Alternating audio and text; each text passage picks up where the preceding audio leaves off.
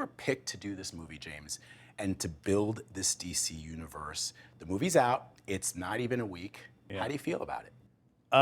Relief, you know. The business of movies is a strange one because what you're doing is you're, committing years of your life to a project like this. So for the past 3 years, I've worked on Superman. Most of my time has been spent working on Superman. And then the movie is released, and you're like, is the public gonna like it? Are the critics gonna like it? And is it gonna make money? And fortunately with this one, it went well on all three of those fronts. Yeah. But, I've had ones that have done well on one or none, and it's not as fun. My first reaction to coming out of this movie was, I absolutely love it. But then I thought, my wife, I'm gonna bring her to see this film, and she's going to watch it, and she's going to say afterwards, well, who was that? And what is that character up to? And what is their superpower? For those of us who are fans, for those of us who are not even just super fans, but just fans who love Superman, but there's a normie crowd out there that wants to be entertained and likes superhero movies, but doesn't know all these different characters. What was the thought process there? Well, when I started reading comics when I was a kid, fell in love with comic books, I didn't open up, Action Comics #1 and see Superman arriving in a spaceship to, land in the midst of a regular world, surrounded by other human beings. I opened a comic book to see Superman, who had his super friends and his, flying dog and giant robots and monsters and kaiju and sorcery and magic so extreme that it seemed like sorcery. It was that magical world that I fell in love with as much as the character of Superman. That's what the DC Universe world is. When you see Game of Thrones, you go into Game of Thrones and you see there's all these things that you're not familiar with, but you're taken up by the story and the characters and you fall in love with it. When you go to see Star Wars, nobody knew what Jedis were. Nobody knew what Ewoks were. Nobody knew what, Jawas were. And so they go into the thing, you're in another world. That's what this is. And now we have not found that there's been much of an issue with anybody with going in and seeing the fact that Superman has these supporting characters who are also superheroes. I mean, it's gotten a high 80s on Rotten Tomatoes. Is there a sense from you that people are falling in love with the story and the character who's almost being reintroduced? Yes, I mean, I think they're falling in love with David as Superman, who I think is as good of a Superman as anyone. And I think that they're falling in love with Rachel Brosnahan as Lois, their relationship, and then also, strangely, sort of hate falling in love with Nick Holt as Lex Luthor and the sort of negative chemistry between him and David. So I think they like all three of those characters so much they're really enjoying the film. But what I think is really speaking to people is it's a movie about kindness. It's a movie about, the man side of Superman. There's been a lot of Superman stories that have focused on the super. This one focuses on the man. And I think people really like that a lot. What is this? Crypto! You are depicting Superman as more human. He's still this all-powerful being, but the first image that we see of him is him bloodied in the snow. He's gotten his butt kicked. Yeah. Somebody said to me, I didn't like Superman until this movie because I don't like the idea of somebody being so powerful that they never get their ass kicked. Yes, I understand that point of view. Now, there are some writers in the comics, like Grant Morrison, who took the idea of the all-powerful Superman and told great stories with it. But for me, yes, as a child, the reason I like Batman better than Superman was because Superman was just too strong at times. And I was, as a child in the 70s, Superman's powers have ebbed and waned over the years. So he started out in 1938 as pretty much just a strong guy. Bullets bounced off him. He could jump pretty high, but he wasn't the Superman we know and love. The radio serial came along, and suddenly he could shoot beams out of his eyes and fly. And then all of a sudden he got stronger and stronger until his peak of his powers when he's punching planets in half. And in the 1978 movie, making time go backwards by twisting the world around. Yeah. And then he was brought back down to earth a little bit with John Byrne in the 80s. And he's always had that sort of ebb and flow of how powerful is he. And I think that we're building a whole universe of characters. And I didn't want to have one guy who was so much stronger than anybody else that, a guy with a bow and arrow didn't matter. Is that just from when you think about writing and characters, going back to, the Man of a Thousand Faces, the idea of having a weakness, an Achilles heel, is interesting, and somebody who is invulnerable Yeah. is boring. Well, we've always had kryptonite, Yeah. So Right, kryptonite, true.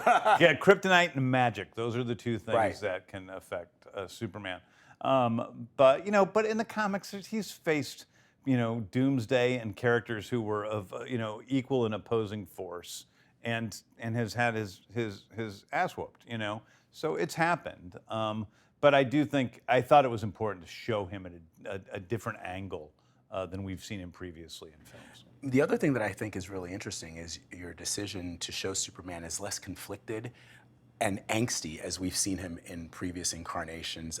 The film doesn't shy away from showing Superman as an active protector of life, ranging from a squirrel to a woman who is trapped on a bridge. He is a protector of all life. Yes. Yeah, I mean, I think it's important that, Superman is always there to protect anyone who is in need, and that's how he looks at his life. His struggle in the film is internal in many ways, because it does have to do with how he views himself.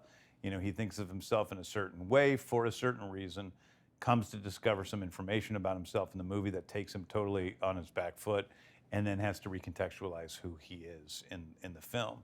So having a personal Superman story while simultaneously having, giant monsters and robots and all that stuff is part of, I think, another thing that, people are attracted to and why they like the movie so much.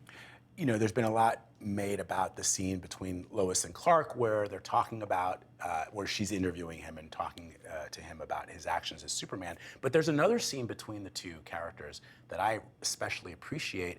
And in my mind, I thought Superman is kind of, when you think of Superman, the DC Comics hero, he's an establishment. He's the first superhero, so he's this establishment character. But we live in a world where cynicism rules. The modern world that we live in today in 2025, cynicism rules. And this conversation between Lois and Clark, where he talks about what punk rock really means to him. You redefine what punk rock is. You redefine what rebellion is. For Superman, he suggests the most punk rock thing you can do is simply be a good person and stand up for the little guy. Yeah, kindness is punk rock.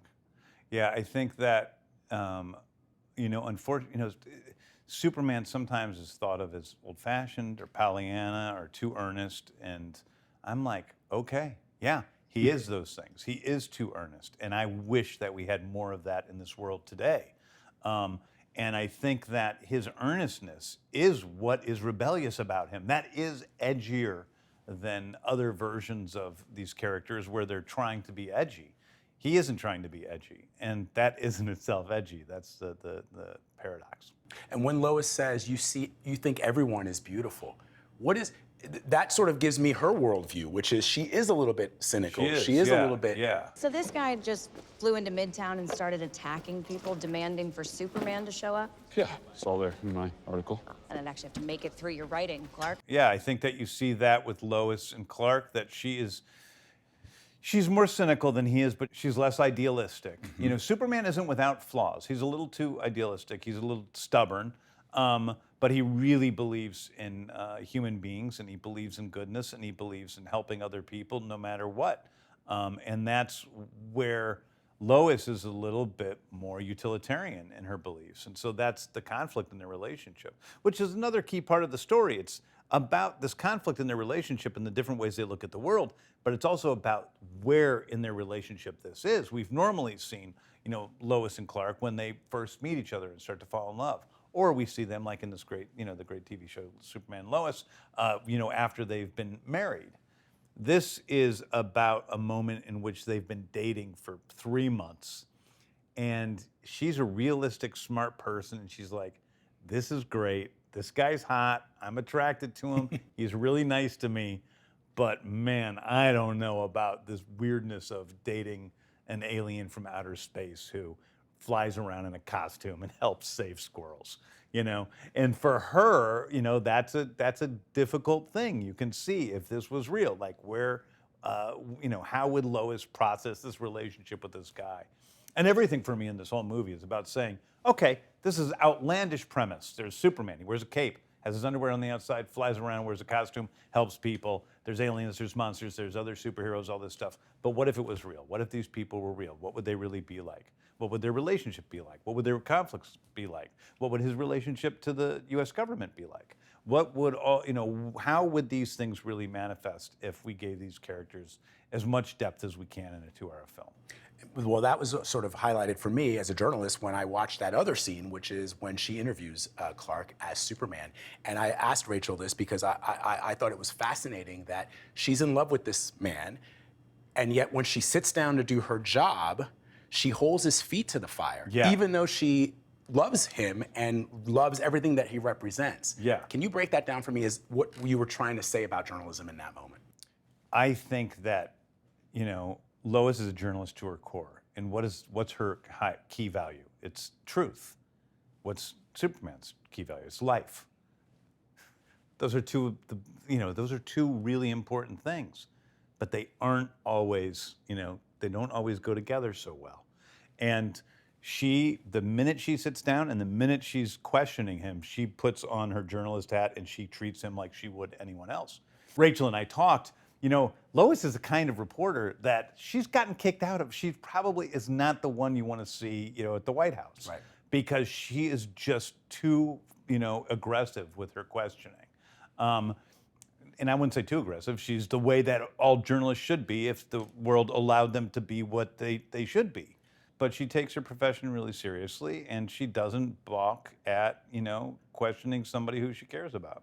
But then on the flip side, Clark as Superman, and I was trying to reconcile this myself. I was like, well, wait, he's Superman, and if he can stop a war, if he can stop innocent people from being slaughtered, who cares what your laws are? Who cares what the president has authorized or the UN is doing? I don't have time to debate this in session while people are dying. And even for me, I was like, ooh, I'm a journalist, but what if I were Superman? I would say I don't really have time to. It's hard not to, I found that, when I wrote the scene, I didn't think Superman or Lois was right in their sort of, back and forth. I see both their points of view, but I do notice that people generally think Superman is the correct one in that argument.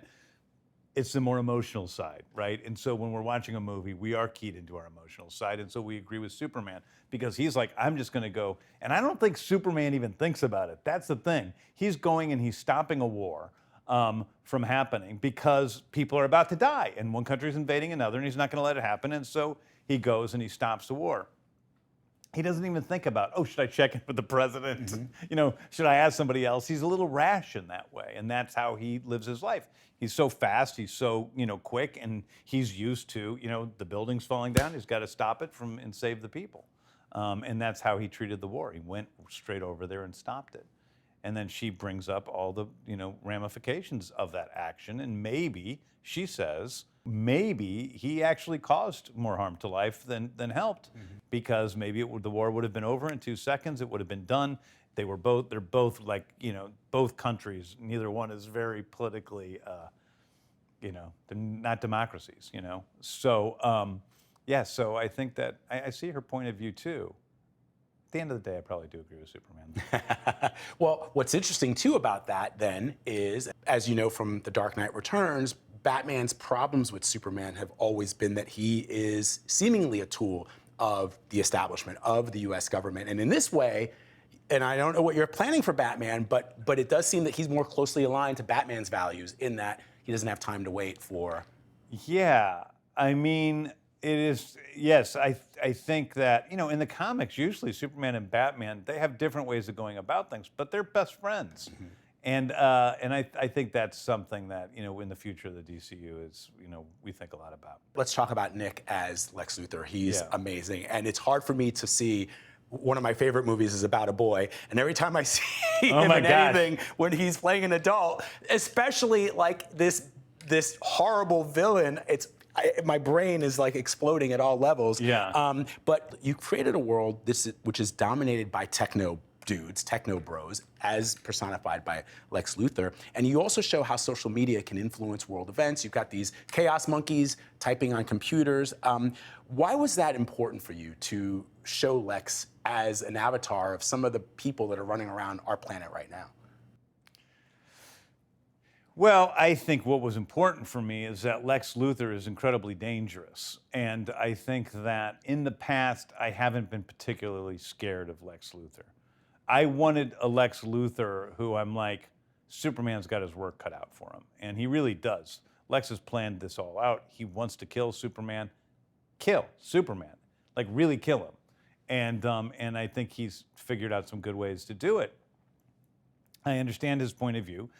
You know, Lex Luthor is the smartest man in the world. He's done great things for humanity. He's a scientist and was probably considered the greatest man in the world until about 3 years ago when this guy flies in with dimples and a cape and suddenly everybody thinks he's the greatest man in the world. And Lex just cannot deal with it.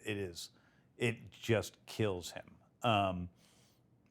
You know, his ambition was everything. And so it's gone and it's been destroyed by this guy. And so he's sort of rationalized his own way of into believing that he is put here on Earth to destroy Superman.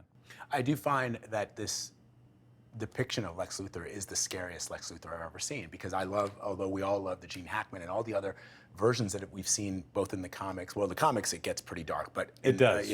But on screen, I think a lot of people took notes from Hackman and sort of made him like he's an evil, brilliant genius, but kind of also funny, like your uncle who's got a lot of money, you know? Yeah. And, but here, he's really scary. Yeah. I mean, I think Michael Rosenbaum in Smallville, Smallville, his Lex was pretty great and also human, you know?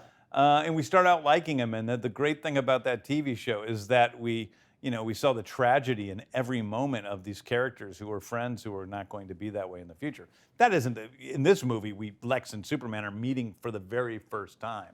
But I do think that, you gotta make Lex scary. He's gotta be fully himself. And I think but also you have to understand him, I think, you have to understand his hatred of Superman. And that's what Nick gets across so beautifully, who incidentally is the nicest person on the set. And my wife and I were talking the other night, we're trying to figure out, like, why is it so often that the nicest people play the best villains? Because the nicest, the two nicest people in the whole set of Superman are Gabby, who plays the engineer, and Nick, who plays Lex. And I think it's just because, it's they have so much goodness in them, they can afford to be evil on screen, whereas a bad person, it kind of brings down being evil 24 hours a day. I love it. As myself, being a child of immigrants, there's a moment in this film that I really appreciate, which is this understanding, which I've known since I first picked up a Superman comic, that Superman is an immigrant from another planet, or a refugee, if that's how you want to sort of term it. And he's standing up against the interest of billionaires and people who would seek to harm those of us who are not billionaires. How important was it for you to incorporate that into this story, which is part of the Superman mythos? Well, for me, again, the center of it was about kindness in a world that isn't kind. There's no doubt that this story was created by the children of immigrants, by Jerry Siegel and Joe Shuster in 1938. But for me, the important thing was to propagate kindness, that it's something that when I was a kid, it would have been just something we would have seen all the time in movies and TV. And I realized that it's just disappeared little by little, the importance of being kind. That little kids can go to see this movie and see a character who is powerful but kind. That adults can go and be reminded, wow, that should be something basic and normal. But now I'm looking at it in this movie and I realize how rare it is. It's even superheroes. They're all edgy and dark and brooding and, cutting people up, and anti-heroes and, and I like that stuff. I'm not saying I don't. I mean, Deadpool's my favorite franchise, Yeah. So, but it's like, these things are, but there's other ways to approach these things, and we're missing some of the basic human values that we all share, and even there's a moment where Superman shows compassion for Lex despite everything. And how much better would the world be if we showed compassion to the people that we disagree with? And what has the internet sort of created in us, that it's making us fight people all the time? and I mean this about everybody. I mean, we all have different political beliefs, but everybody comes from their own places, and most of us are good. Most of us are good on all political spectrums. Maybe they're wrong, but we're good. And so how do we communicate with each other and show kindness to each other, no matter what our beliefs are? If Superman can show Lex Luthor kindness, the guy who wants nothing more than to kill him, why can't we do it to a neighbor who has a different set of political beliefs than we do? Love it. I got to ask about Batman. We just talked a little bit about it. As you plan ahead, you've got Supergirl, got Clayface coming up. We will see Batman in The Brave and the Bold, but might we see him earlier? And what kind of costume will Batman wear? Oh. Will we bring back the black and the gray? Listen, the I blue and the gray? have no idea what Batman's gonna wear. All I know, I mean, listen, what I know for sure is what is right in front of us. Peacemaker season 2 comes out in a month. Love That's Peacemaker. Directly connected to the events of Superman. Directly connected to some of the characters in Superman are now in regulars in Peacemaker. Then we go into Supergirl and Lanterns, next summer. You're going to have all 3 Green Lanterns, Hal Jordan, John Stewart, and Guy Gardner? And Guy Gardner, Okay, that's right. cool. And it's basically, John Stewart's story in a lot of ways, but it's with those other characters. And then we got Clayface we're making, which is like a totally different thing. Although it's in the same universe, it's a complete horror film. And, that's one of the things that we want to do is this isn't like, there's not a company style. It's not like every movie is going to be like Superman. The original, the artists and the directors and the writers that create each one will bring their own sense to it. Just like I'm looking at all your comics over here. Thanks, man. Right? And those are all, look at how tonally different, look Yes. how different Superman looks in Right. those things. Look how tonally different the stories are, the way they look. And so it's like, that's what we want to bring to the films because we don't want people being bored. We want to invigorate people, so. I'm glad you pointed out these action figures, and we talked earlier about the Mego action figures, which Yeah. you seemingly had a lot more than I did. Oh, yeah. No. I'm a Mego super fan. Yeah. Thank I you had for lots. doing this. This is awesome. Oh, thanks, I man. I appreciate appreciate it. it. That was great.